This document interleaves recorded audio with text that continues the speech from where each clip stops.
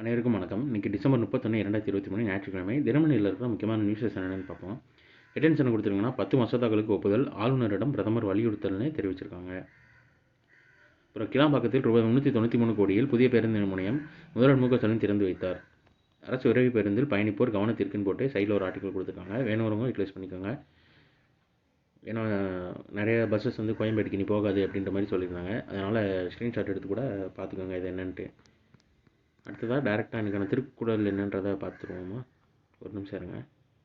ஞாயிற்றுக்கிழமை திருக்குறள் கிடையாது. உச்சநீதிமன்றம் அளித்த முக்கிய தீர்ப்புகள் ஒரு பார்வையினே ஒரு ஆர்டிக்கல் கொடுத்துருக்காங்க. அதாவது ஜல்லிக்கட்டு விளையாட்டுக்கு அனுமதி, தில்லி அரசுக்கு நிர்வாக அதிகாரம், அவதூறு வழக்கில் ராகுல் காந்திக்கு விதிக்கப்பட்ட தண்டனையை நிறுத்தி வைப்பு, சட்டப்பூர்வமற்ற திருமணத்தால் பிறந்த குழந்தைகளுக்கு சொத்தில் உரிமை, ஒரே பாலின திருமண சட்டங்களுக்கு அங்கீகாரம் இல்லை, கைகளால் மனித கழிவு அகற்றும் முறையை ஒழிக்க உத்தரவு, ஆர்டிக்கல் 370 அதாவது 370வது பிரிவு ரத்து உறுதி. இந்த மாதிரி எல்லாமே கொடுத்துருக்காங்க. மேபி மெயின்ஸுக்கு நோட்ஸ் எடுக்கிறவங்களுக்கு யூஸ்ஃபுல்லாக இருக்கலாம். ஸ்க்ரீன்ஷாட் எடுத்து சேவ் பண்ணி வச்சுக்கோங்க.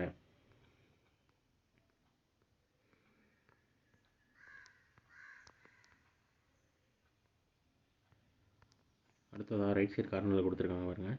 கோவை பெங்களூர் உட்பட 6 வந்தே பாரத் ரயில்கள் தொடக்கம். மேம்படுத்தப்பட்ட அயோத்தி ரயில் நிலைய சிறப்பு விழாவில் Kovai Bengaluru cantonment, Jammu Kashmir to Pudhu Delhi, Amritsar to Delhi, மகாராஷ்டிரத்தின் ஜால்னா டு மும்பை, அயோத்தி டு டில்லி, கர்நாடகத்தின் மங்களூர் டு கோவா, இந்த மாதிரி 6 புதிய வந்தே பாரத் ரயில்களை தொடங்கி வச்சிருக்கிறதா சொல்லியிருக்காங்க.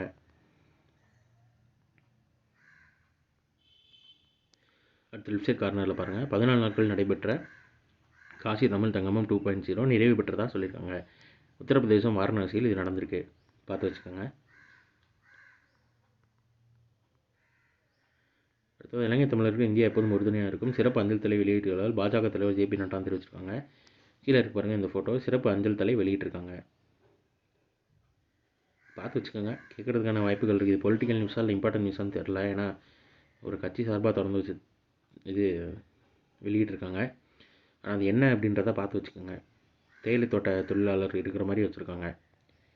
ஸோ இன்றைக்கான நியூஸஸ் அவ்வளோதான். இதோட ஹேண்ட் ரிட்டன் பிடிஎஃப் கீழே டிஸ்கிரிப்ஷன் லிங்க்கில் கொடுக்குறேன். வேணுறவங்க யூட்டிலைஸ் பண்ணிக்கோங்க. இது ஒரு ஷார்ட் வெர்ஷன் கரண்ட் அஃபேர் நம்ம சேனலில் இருக்குது. வேணுறவங்க அதை யூட்டிலைஸ் பண்ணிக்கோங்க. ஸோ மேலும் இன்னொரு நியூஸில் சந்திப்போம். தேங்க்யூ.